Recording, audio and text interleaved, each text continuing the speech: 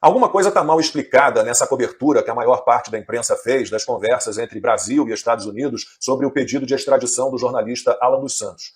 Eu achei estranho quando li as matérias. Quase todas davam a entender que os americanos vieram ao Brasil para falar sobre a extradição do Alan. As manchetes foram bem parecidas com essa aí do Jornal de Brasília. Estados Unidos negam a extradição de Alan dos Santos e tem reunião tensa com o governo Lula. Seria bem estranho os americanos deslocarem uma equipe até aqui para discutir a extradição de alguém que, pelas leis dos Estados Unidos e também pelas leis do Brasil, não cometeu nenhum crime.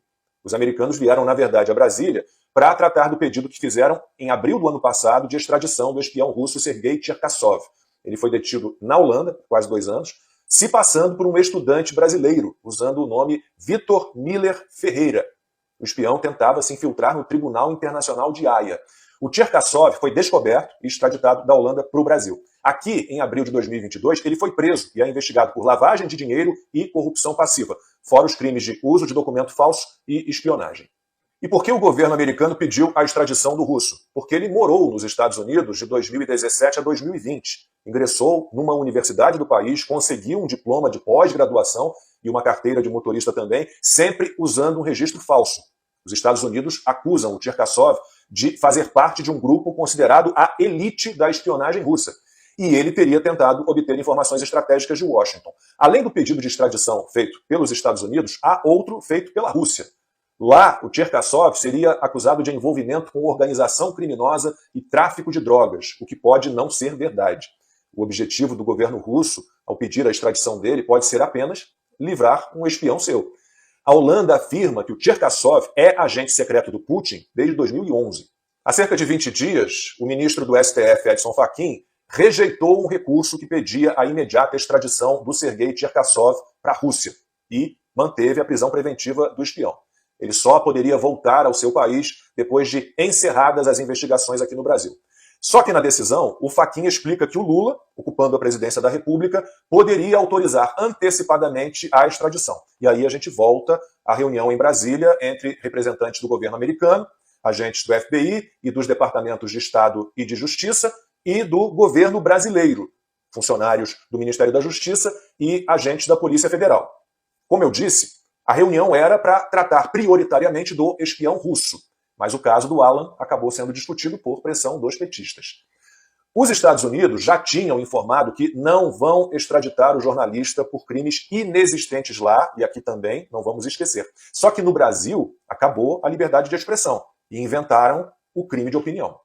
A solicitação brasileira foi baseada principalmente em crimes de calúnia, injúria e difamação. No tratado entre os dois países, esses delitos não aparecem como justificativa para um pedido de extradição. Durante a reunião, os representantes brasileiros exibiram um vídeo do Alan, com legendas em inglês, argumentando que o conteúdo tinha falas golpistas. E o que um dos americanos respondeu? São apenas palavras. Num país livre de verdade é assim. A questão toda é que o Lula pode extraditar o russo para os Estados Unidos se quiser, a hora que quiser. O Fachin deixou isso claro. Então, tudo leva a crer que o Alan dos Santos teria virado moeda de troca, o que o PT nega.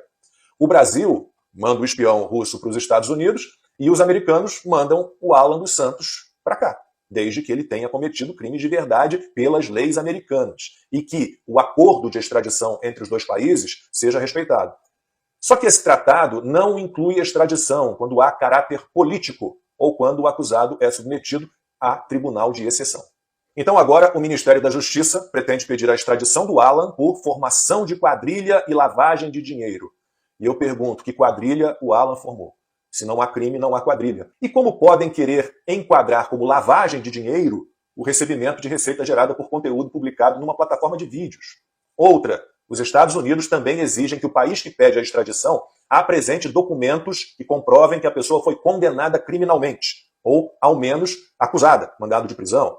No STF, o Alan dos Santos nunca foi acusado pela Procuradoria-Geral da República, que, inclusive, foi contra a prisão dele. Foi um grupo pequeno de delegados da Polícia Federal que se reportam ao Alexandre de Moraes, que lançou todas as imputações contra o jornalista, que está há 5 anos sendo investigado pelo tal inquérito das fake news, ou inquérito do fim do mundo. A ordem de prisão contra ele, de 2021, praticamente não tem elementos concretos, não explica como o que ele fez poderia ser considerado crime. São conjecturas, sem clareza, cheias de frases de efeito, que falam em ameaça real às instituições e ao regime democrático. E o advogado do Alan ainda reclama que a defesa dele está sendo cerceada desde o início. Ele não consegue acesso aos autos do procedimento e não consegue retorno para as suas solicitações. Então, o espião russo está aqui. O Alan está nos Estados Unidos e dificilmente os americanos vão descumprir tratados e aceitar uma troca que não seja dentro da lei.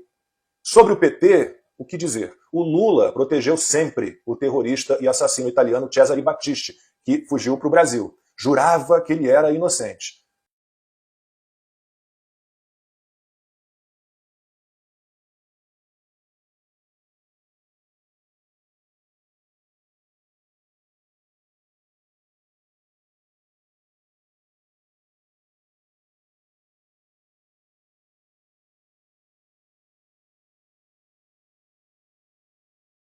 O Bolsonaro autorizou a extradição do Battisti para a Itália logo no começo do seu governo, e lá o criminoso está cumprindo pena de prisão perpétua.